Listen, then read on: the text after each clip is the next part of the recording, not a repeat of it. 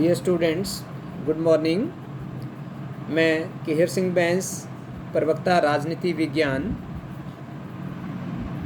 राजकीय वरिष्ठ माध्यमिक पाठशाला चताड़ा, जिला ऊना, हर घर पाठशाला में आपका स्वागत करता हूं।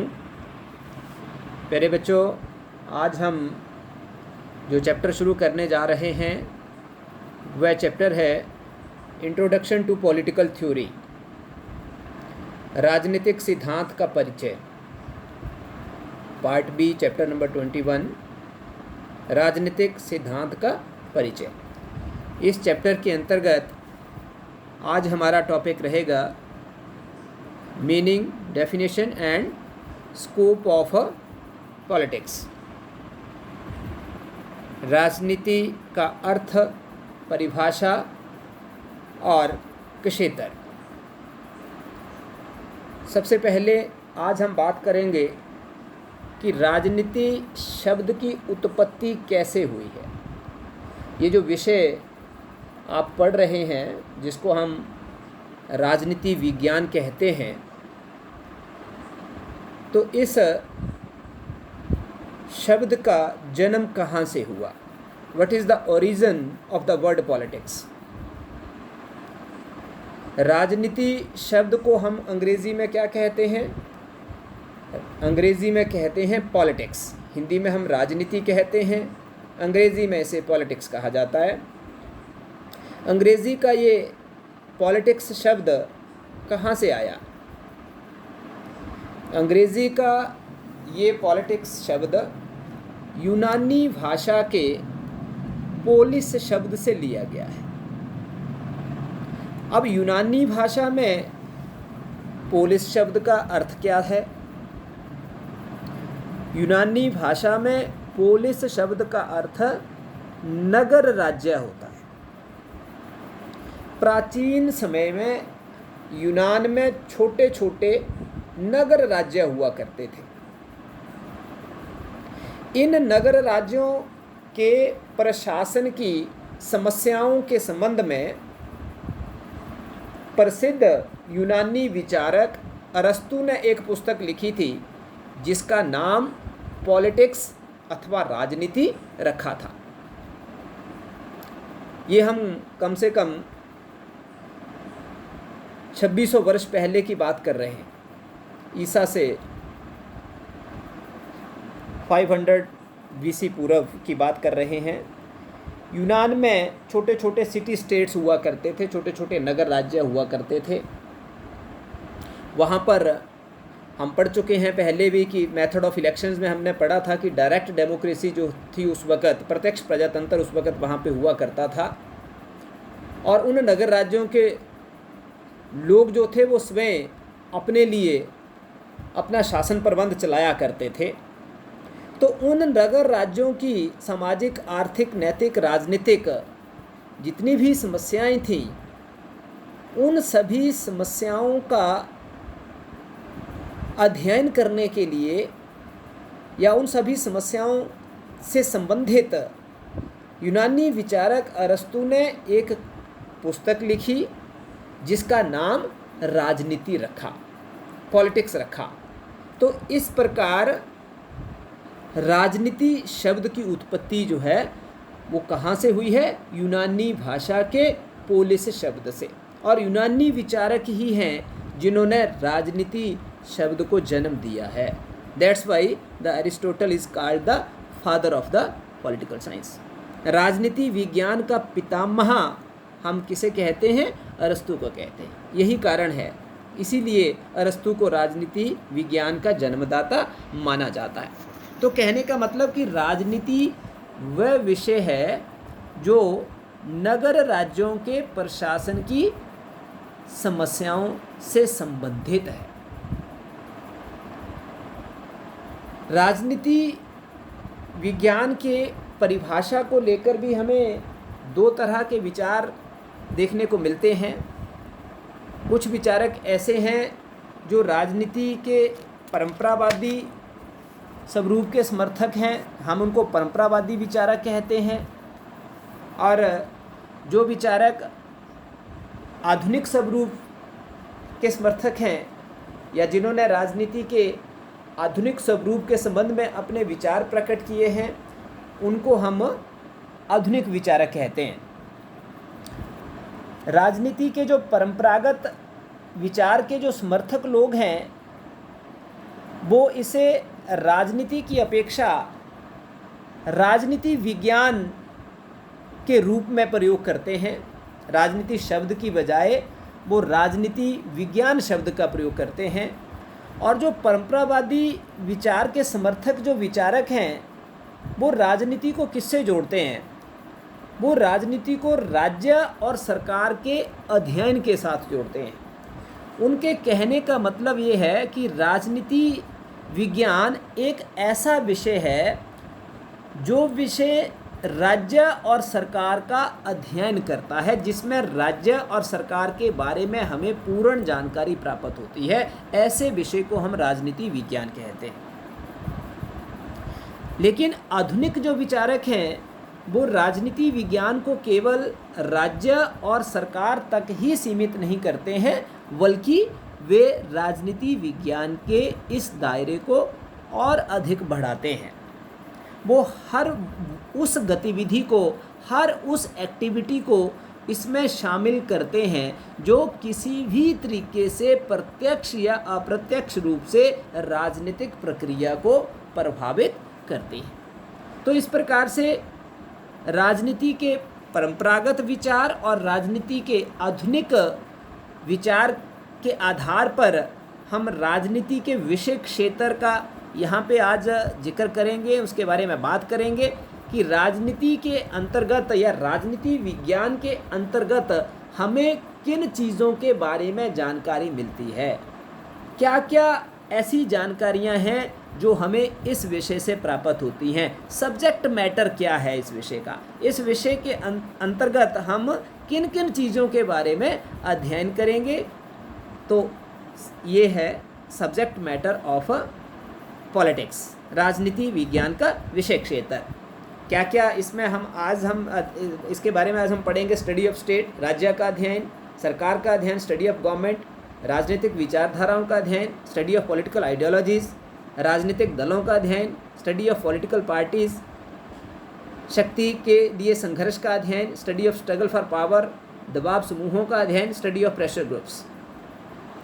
तो ये कुछ एक मेन तथ्य हैं, ये मेन बातें हैं जिनके बारे में अब हम पढ़ेंगे कि किस तरह की जानकारियाँ हमें राजनीति विज्ञान के अंतर्गत इनके बारे में मिलती हैं। फर्स्ट ऑफ ऑल है राज्य का अध्ययन, स्टडी ऑफ द स्टेट।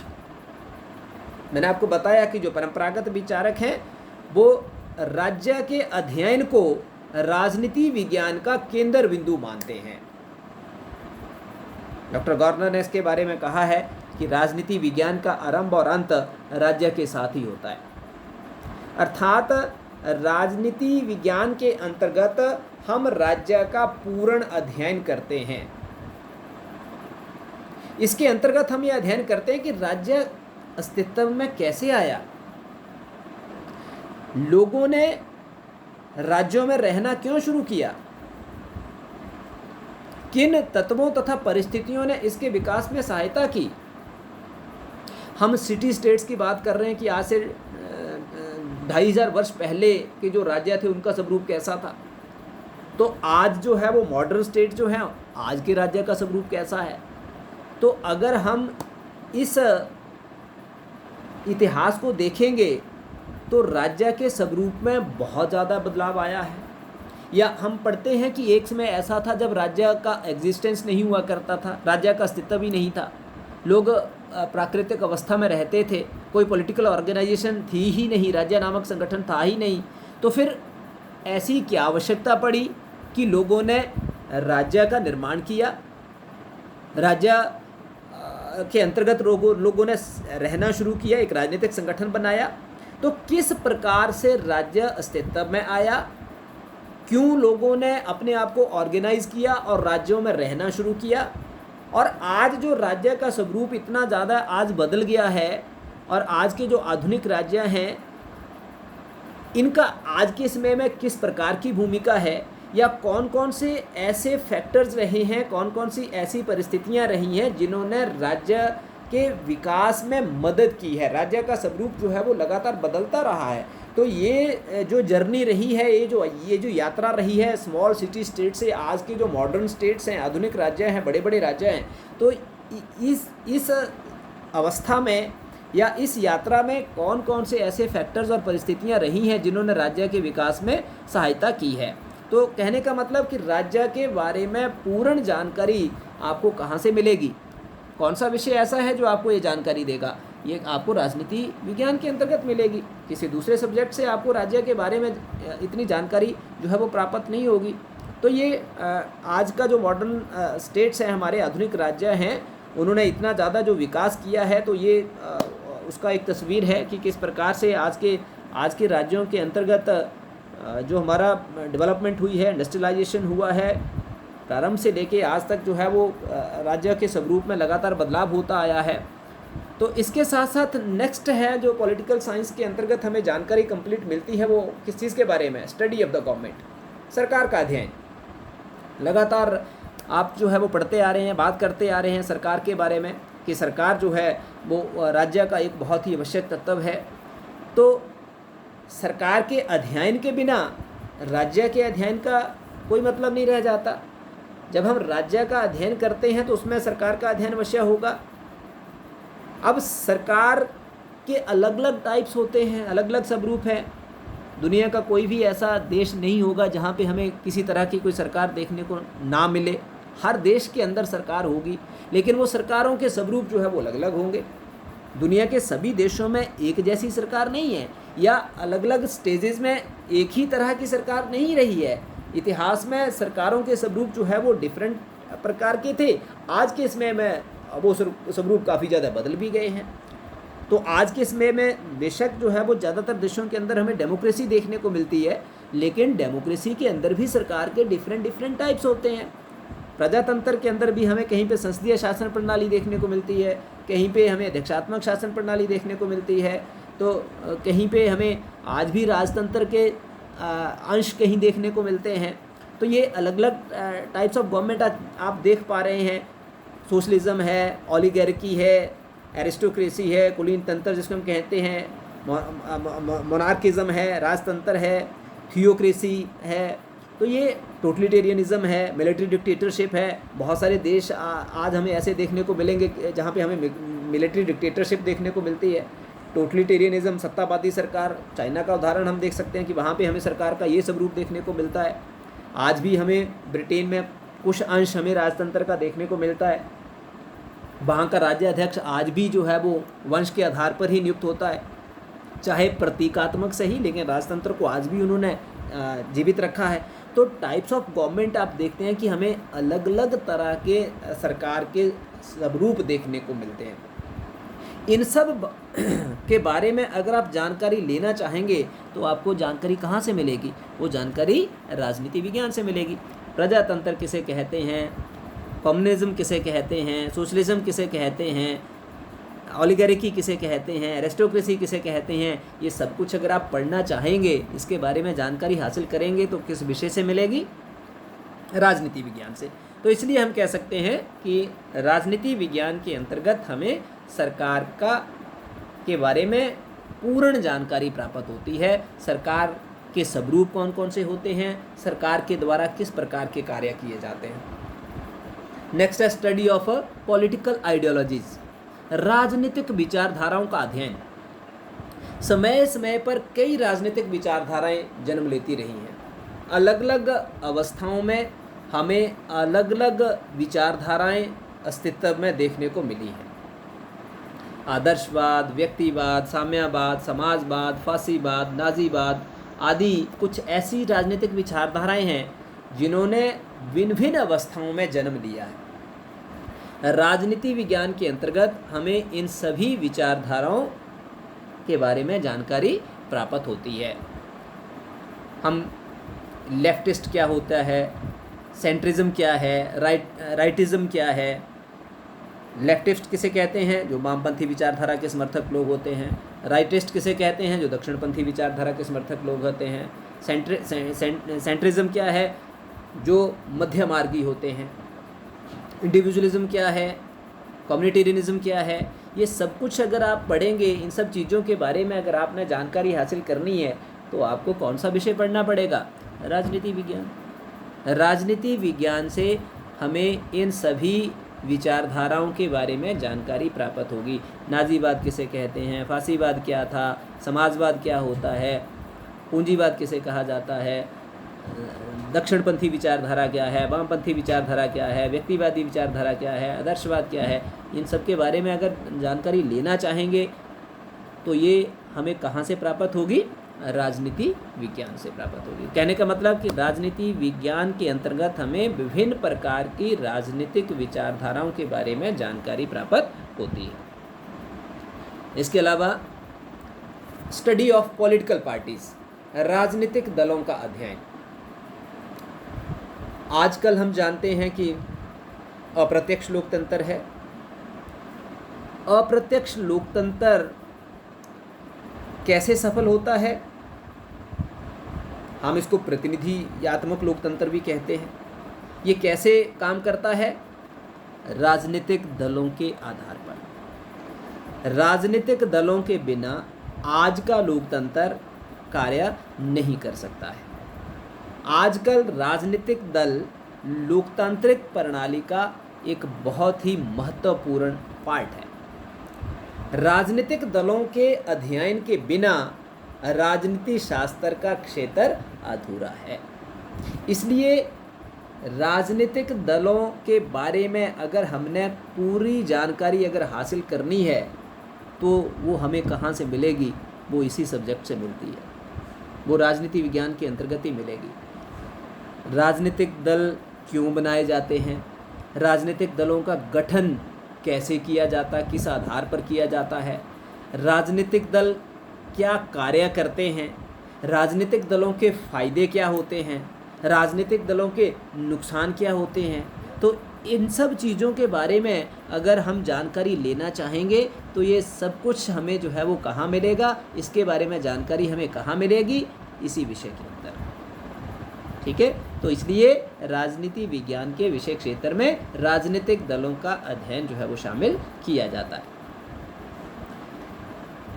ये डिफरेंट पॉलिटिकल पार्टीज़ अलग अलग कंट्रीज़ के अंतर्गत हमें देखने को मिलेगी। भारत हो, कोई भी देश हो, दुनिया के सभी देशों के अंदर हमें राजनीतिक दलों का अस्तित्व देखने को मिलता है, क्योंकि इनके बिना आज का जो प्रजातांत्रिक व्यवस्था है वो कार्य नहीं कर सकती है। ठीक है, नेक्स्ट है स्टडी ऑफ प्रेशर ग्रुप्स, दबाव समूहों का अध्ययन। दबाव समूह क्या होते हैं?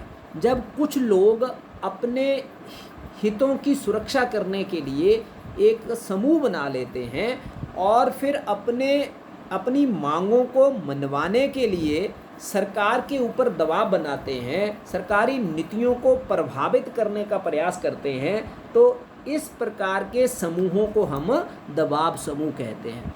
हर वर्ग के द्वारा इस प्रकार के दबाव समूह हमें देखने को मिलते हैं। चाहे वो स्टूडेंट्स हों तो उनके दबाव समूह, उनके द्वारा बनाए गए दबाव समूह आपको देखने को मिलेंगे। बहुत सारे स्टूडेंट्स आपने नाम सुने होंगे, ABVP है, NSUI है, SFI है, तो इस तरह के आपने ये नाम सुने हैं। तो अलग अलग वर्ग के किसानों के अपने समूह मिलेंगे आपको देखने के लिए। वकील हैं तो उन्होंने अपने संगठन बनाए होते हैं, डॉक्टर्स हैं तो उन्होंने अपना संगठन बनाया होता है, मजदूर हैं उन्होंने अपने संगठन बनाए हैं, टीचर्स हैं उनके अपने संगठन हैं। हर वर्ग के लोगों के द्वारा इस प्रकार के समूह बनाए गए हैं। तो वो क्यों बनाए जाते हैं? उस वर्ग के द्वारा अपनी मांगों को मनवाने के लिए, अपने हितों की रक्षा करने के लिए। तो ये हर वर्ग के द्वारा बनाए गए जो दबाव समूह है वो सरकार के ऊपर प्रेशर डालते हैं, सरकार के ऊपर दबाव बनाते हैं कि सरकार इस प्रकार की नीतियां बनाए जिससे कि उनके हितों की रक्षा हो सके। तो अगर इनके बारे में हमने जानकारी हासिल करनी है तो फिर हमें राजनीति विज्ञान के विषय से वो जानकारी मिलेगी कि ये क्या होते हैं दबाव समूह, कैसे काम करते हैं, क्या उद्देश्य होता है, काम करने का तरीका क्या होता है। तो इन सब चीज़ों के बारे में अगर हम जानकारी लेना चाहेंगे तो हमें राजनीति विज्ञान से ही इसके विषय में जानकारी मिलेगी। तो इसलिए हम कह सकते हैं कि राजनीति विज्ञान के विषय क्षेत्र में दबाव समूहों का अध्ययन भी शामिल है। नेक्स्ट है study of struggle for power, शक्ति के लिए संघर्ष का अध्ययन। आधुनिक राजनीतिक विचारक शक्ति को राजनीति का केंद्रीय बिंदु मानते हैं। जैसे आपने पढ़ा कि जो परंपरागत राजनीतिक विचारक थे वो केवल राज्य और सरकार को ही राजनीति का केंद्रीय बिंदु मानते हैं, लेकिन आधुनिक विचारक जो हैं वो शक्ति को राजनीति का केंद्रीय बिंदु मानते हैं।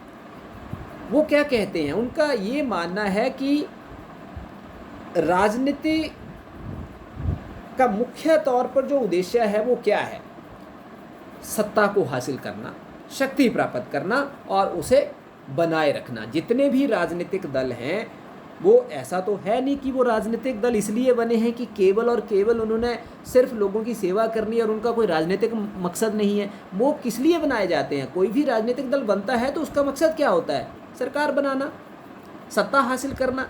तो जो राजनीतिक दल हैं या जो राजनीतिज्ञ हैं वो किस कोशिश में रहते हैं, वो इसी कोशिश में रहते हैं कि वो सरकार के ऊपर कब्जा करें, सत्ता को अपने हाथों में ले और वो सत्ता उनके पास कायम रहे, उसको वो बनाए रखें, लगातार उनके पास वो सत्ता बनी रहे। तो इसलिए वो एक तरह से किसके लिए संघर्ष कर रहे हैं, किस चीज़ को पाने के लिए वो संघर्ष कर रहे हैं, पावर को पाने के लिए, सत्ता को हासिल करने के लिए वो संघर्ष कर रहे हैं।